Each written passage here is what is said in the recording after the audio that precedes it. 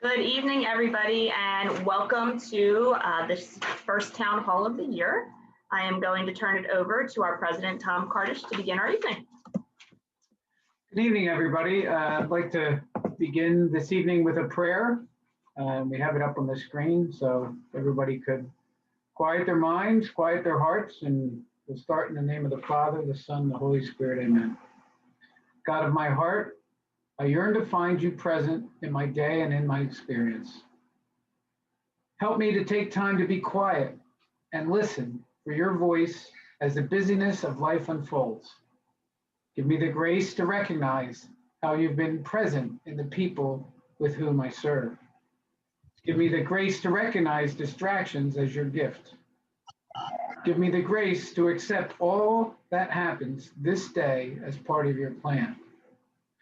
And give me the grace to sit in quiet contemplation of all the graces I might receive this day and all the graces I have received. Amen.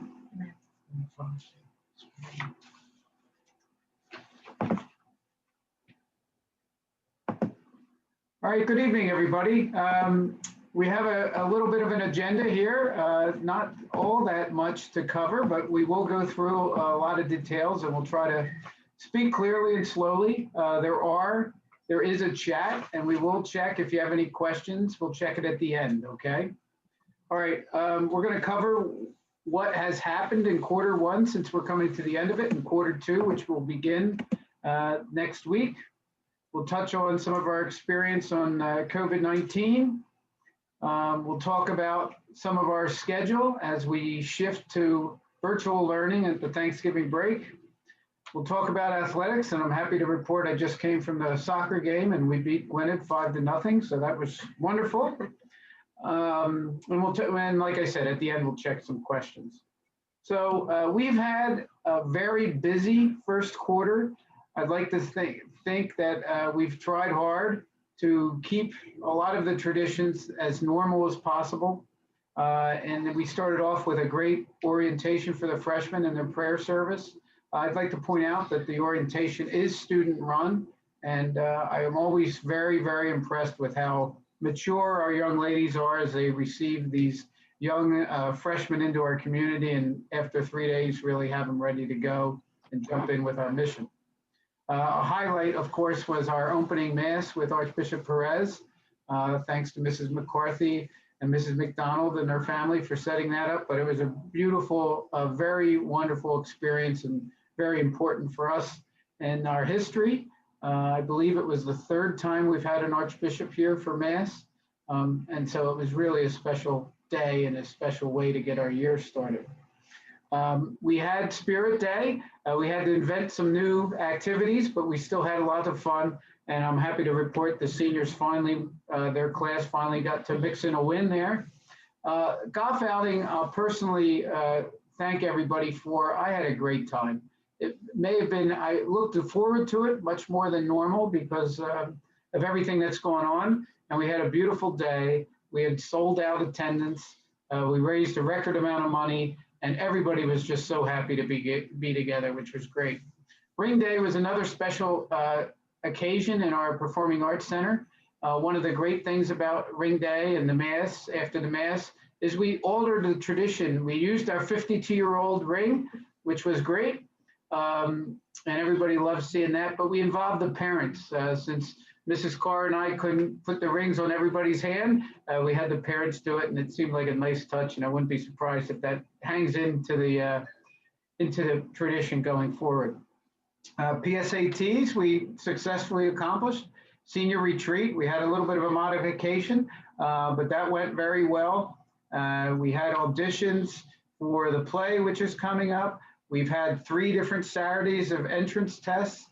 We're in the middle of Alumni Week, and one of the highlights of the calendar, of course, is Friday's Halloween parade. In a strange way, I felt really blessed and just to talk about graces, I was very happy to be part of the Villa community as, of course, Maria Middleton passed away, and I just am just dumbfounded at how wonderful the day after prayer service was, attended by Maria's family. And we got to hear words from both Susan and Brian Middleton, which were very special to me, and I think very special to all of us, and just a great example of a saintly life well lived. And I think we all are amazed at how Maria touched all of us and touched so many people beyond the walls of Villa. We all have our Maria story, and we'll continue to carry them forward. So I'm going to turn it over to Mrs. Carr, because I'm the guy that talks about the past, and she's going to talk about the future. Thank you, Tom. One of the items that we do have to acknowledge from Maria's passing was just the outreach from the Villa community and beyond. Thank you to all of the students and families who showed up on any given day and brought us anything from tissues to water to food, cards, flowers. It just really showed you the impact that Maria had on the entire community. So thank you from us. And moving forward into Q2, we are now going to start shifting from our in-person instruction to our virtual learning after Thanksgiving. So I will talk more in detail about that, but we also have some really great events coming up. First, we have our Always Villa Fun kickoff next week. Now, if you're sitting there saying, what is the Always Villa Fun? It formerly was known as the Annual Fund. And for the students that have been in the school previously, our Annual Fund kickoff usually involves our staff doing something goofy and fun, some dancing, maybe playing in a drum line. So I promise, even though we cannot be in one auditorium all together as a school, we have plenty of tricks up of our sleeves. So you wait till next week, ladies, for that Always Fun kickoff. As Tom mentioned, our musical had auditions, and Legally Blonde will be performing 2 weekends in November. Tickets go on sale this Sunday, November 1st. Make sure you get your seats. We obviously will be practicing social distancing, but with the added performances, we know that everybody is going to have a chance to come out and see it. Our Thanksgiving feast and prayer service will be the big highlight before we go into virtual learning. This is an event every year that our students and staff look forward to, and I'm happy to say that we are able to continue it. We may not be all in the gym. We will be all over the school together, though, having that meal. Over the virtual break, so after Thanksgiving, look forward to many things that will be virtual and on our social media. So I know that Mrs. Nelson and all of her choir groups have already begun prepping for the virtual concerts. I know that for the students, be on the lookout for some updates, like maybe an ugly Christmas sweater day or some fun festive holiday things that we'd like to put out there. Something else that's going on next week is on Monday, November 2nd. While the students are off, our staff will be having a professional development. And the focus of our professional development is on anti-bias training. In this particular case, it's called A World of a Difference. So I know that we are looking forward to learning as much as we possibly can. And then we're going to be able to share that education with our students in the future. As far as COVID-19 goes, we did a lot of preparations this summer. We spoke with all of you as far as all of the different precautions we were going to take. And I am going to say that we are continuing with those. We are continuing to keep the desks 6 feet apart. We are continuing to keep the masks on with the exception of when they are drinking or eating. We are staying with the 10 minutes in between classes to allow for smaller cohorts to be traveling through the hallways at any given time. And the uniform and non-uniform days have been working out great. I know some students, occasionally will be like, oh no, I did the wrong day. Believe me, between sports uniforms being worn on certain days, no one notices, so it's all good. One item that I would like to clarify for parents, because you've asked this a couple times, is the difference between modified quarantines and in-home isolations. We, thankfully, and I'm knocking on wood, have had very minimal issues with COVID in our school. And I think a lot of it has to do with everybody's support outside of the school building, as well as what we're doing here. But on the occasion that a family member has been diagnosed with COVID, students would be either identified by the Department of Health as a modified quarantine or an in-home isolation. Modified quarantine are the students who have not been really near that family member. They do not share a restroom in the household with that family member and have no symptoms, obviously, and have tested negative. In those scenarios, the Department of Health have actually stated that those students under those stipulations can be either at work, at educational institutions, or life-procuring activities with a mask on and being asymptomatic, having no symptoms whatsoever. In-home isolation is for the student who either is symptomatic, or there's multiple members in their household, or they're awaiting test results for a potential exposure. So just know that the Department of Health has been excellent with communicating with us. I do get an update every morning from them, not only related to what's going on here at Villa, but also in the Bucks County area. So it really does give us peace of mind that we are doing everything that they asked. And I just have to thank you for continuing to be open and honest with us. I can say that I've had numerous parents call and say, here's the scenario, what do I do? And most of the time, it's asking about a potential exposure to an exposure to an exposure, 5 people down. But even just that caution makes us feel good that everybody's doing the right thing. In order to continue this, especially going into Thanksgiving break, we just want to remind you that when you are calling out your daughter absent or providing an email to say that they will be absent, please give us a reason. And you don't need to give us all the details, but we do need to know, are they sick? Did they just injure themselves maybe at a dance class? Are they having a day where they just need to be at home because they're out of caution? Whatever it may be, because this helps us connect the dots when the Department of Health is contacting us for different things. And moving into our next one, you have this beautiful calendar here. So what I'd like to do is talk a little bit about where we're heading for the virtual learning. What you have here is starting with November 30th, which is the Monday after Thanksgiving. We are closed the Monday after Thanksgiving. That has been traditionally a day that we've been out of the building. And then we make our shift to the virtual learning. We will have virtual learning beginning Tuesday, December 1st and going through Thursday, December 17th.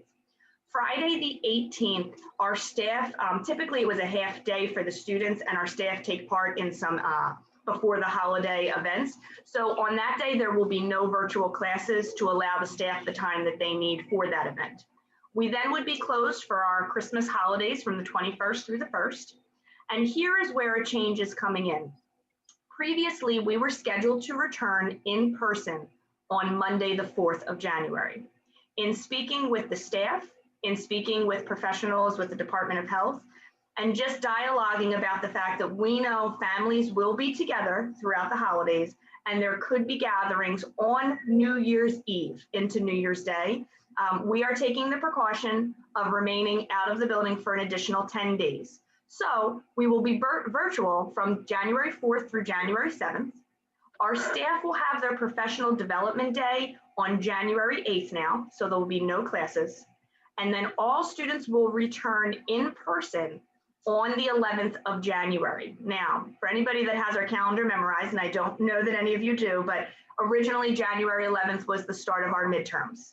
Again, in speaking with the staff and in dialoguing just about all of the different things that have gone on and the challenges that our students are dealing with and just educationally, we will be not having midterms this school year. All right, so for this year, our midterms are dissolved. The grade for the semester will be the average of Q1 and Q2. So again, no midterms the week of the 11th. This information is reiterated on the slide for you. So we'll be online through January 7th. The students will be off on January 8th while our faculty takes their professional development day, and we will return in person January 11th. These are now full days of class and full days of instruction. We have already dialogued with all of the bus companies. So just for your knowledge, all transportation will be provided like normal in the mornings and after school for those days. We will reevaluate final exams once we head into the third quarter.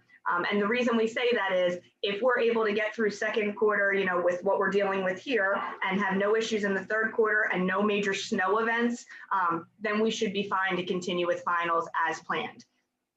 Last year, we had midterms and no finals. So just to kind of ease everybody's minds, we know that it's okay if we don't have those final exams at a certain point.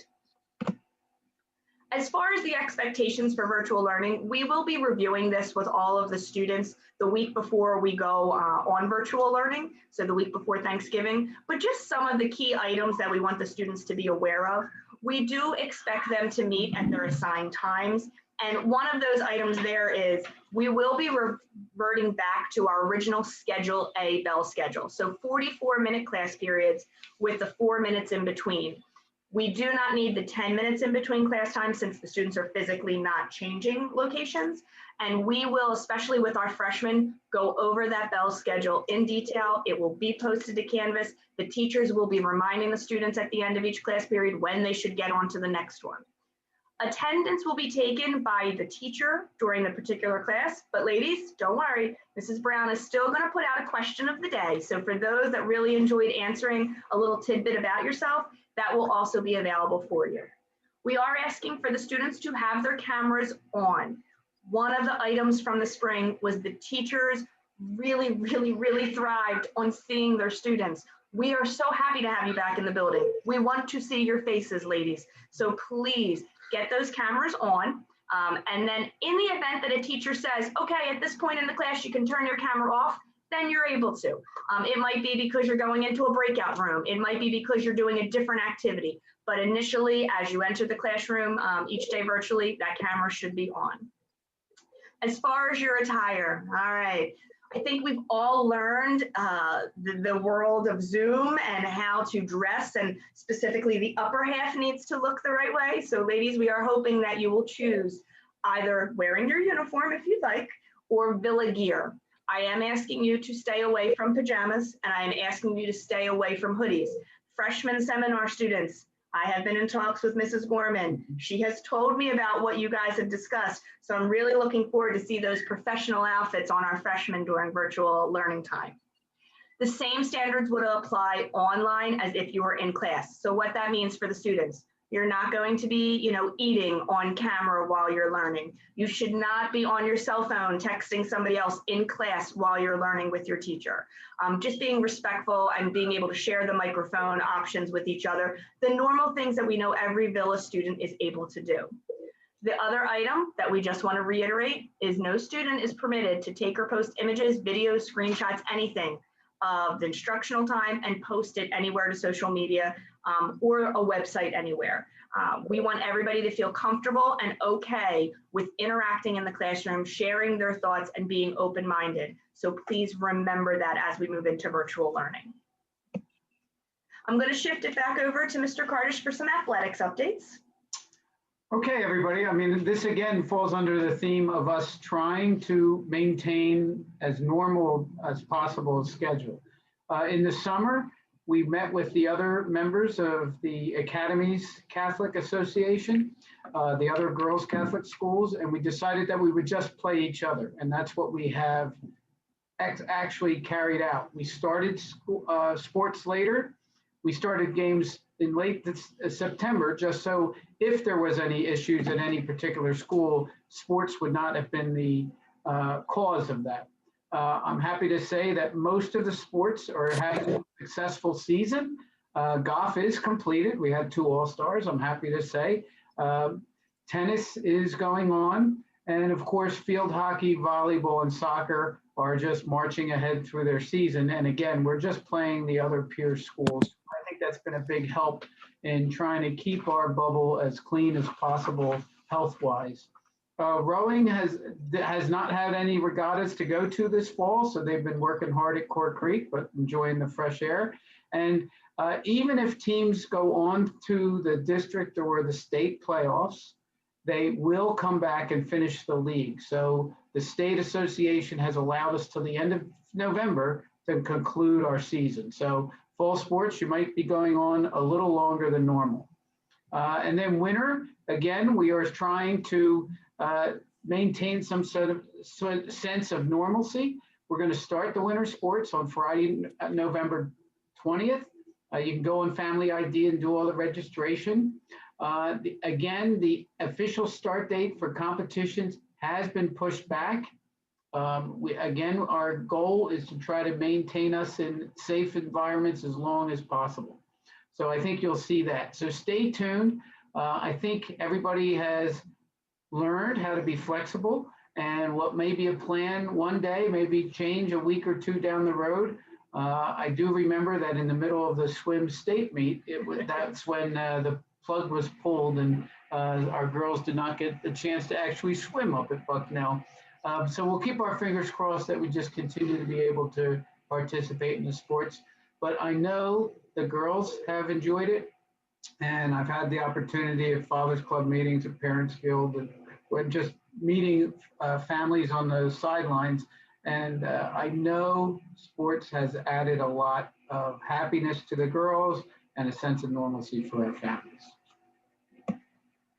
Including with sports, we have all of our extracurriculars. So we have had numerous meetings, both in person and virtually, for our students. I mean, we've had everything from CSC sending updates in Canvas, our Future Business Leaders of America, they had a meeting in our Performing Arts Center. Student Council has been running, since the summer with everything. NHS has started. Our environmental club has been reaching out. So it's been so nice to just see those events and activities coming to fruition. Our service opportunities obviously have altered slightly because of locations maybe that we can't go to in person, but they're still out there. So ladies, I know Mrs. McCarthy consistently is posting, items that can be brought in for Serenelli House. We're waiting for a little bit more info for all the Christmas ideas that are coming in when we're able to give Christmas presents to the needy. So be on the lookout for that. Events are being planned. We have our Disney trip that's already had some meetings. Students already have their deposits in. Our Europe trip, you'll be hearing more information from Mrs. Flynn Hensel in the future. She's just waiting on a few more updates, but we're hoping that all of these events and activities can happen. Our Women's Symposium, our first annual one was this past February. We actually got it in right before the COVID scenario happened. Our speaker proposals are due by the end of this week. So if you know someone who would be an excellent candidate to speak at our Women's Symposium, please encourage them to go on our website. Just click on the Women's Symposium tab and you'll be able to put in your speaker proposal. Our Parents Guild has been amazing throughout this.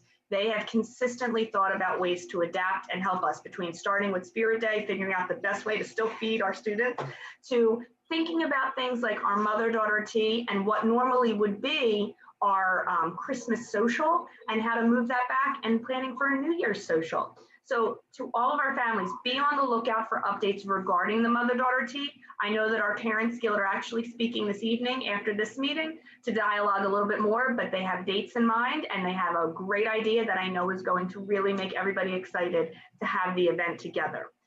One of the events that did need to be canceled that is on our calendar right now is the Barnes & Noble's night.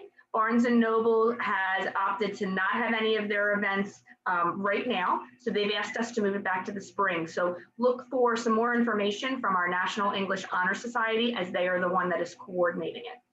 And all of these updates that you've seen on tonight's talk, they are not up to date on the website yet. We wanted to be first to tell you, and Mrs. Franzo, when she sends out our This Week at Villa at the end of this week, she will make all of the updates to the calendar. So everything we stated about midterms being canceled, to the change in dates by 1 week for the virtual learning, it will be up to date. The other thing is to remember that, especially when we go to the virtual learning, pay attention to our social media accounts and our website. We'll be posting constantly on there. We'll be giving all different tips, ideas, suggestions, things that are going on, reminders, you name it, it will be up, and you'll be able to find that information out. So what I'm going to do is I'm actually going to stop sharing the screen right now, and I am going to go to our chat to see if we have any questions that came through. And if you did not put a question through, feel free to do it at this time. But are there any items that you have that you want to ask us about? It's great to see so many people participating tonight.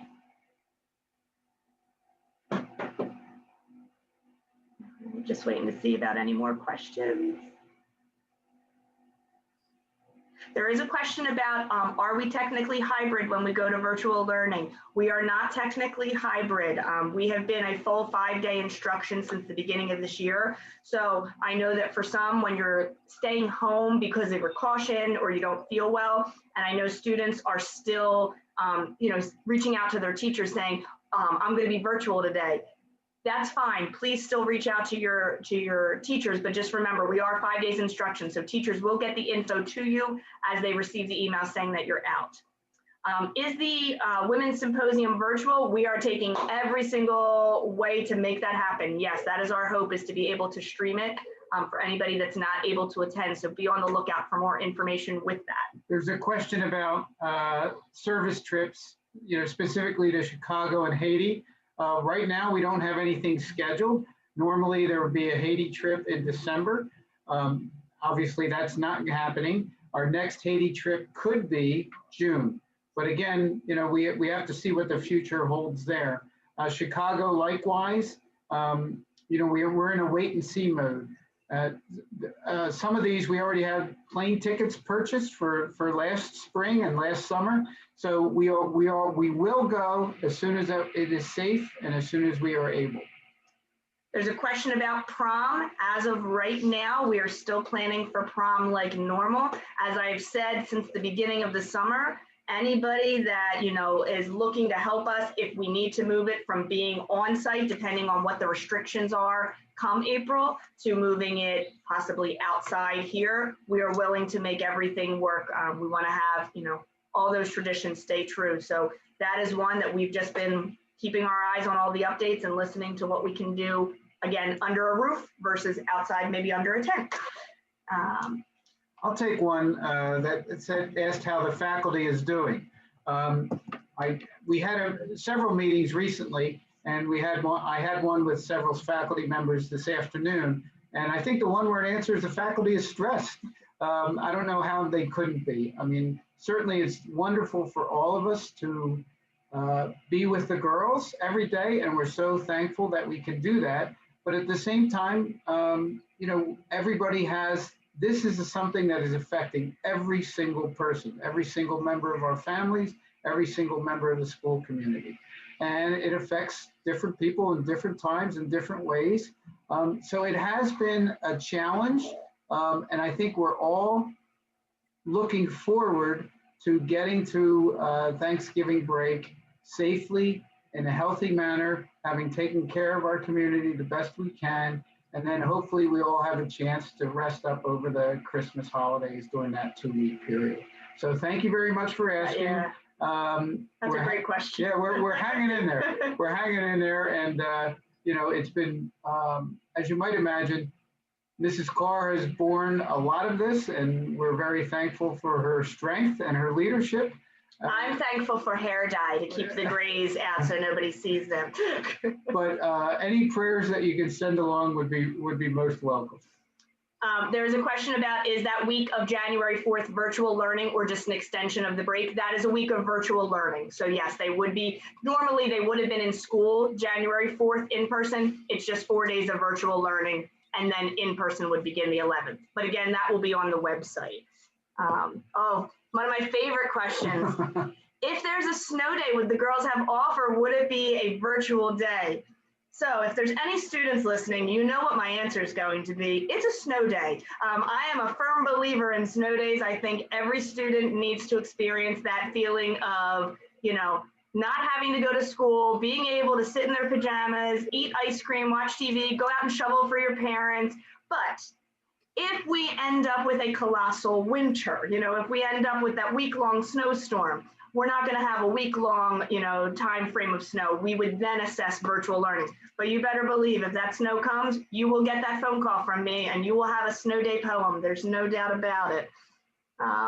Question about winter formal. That is another one that we are waiting to hear a little bit more about how to have it enclosed, because the problem with winter formal compared to prom is it's in the winter. So having that outside under a tent does not have the same capabilities as a prom in April does. So we are just waiting on a little bit more info before we can announce what's happening with that. Let's see, we're getting some thank yous, which we really appreciate.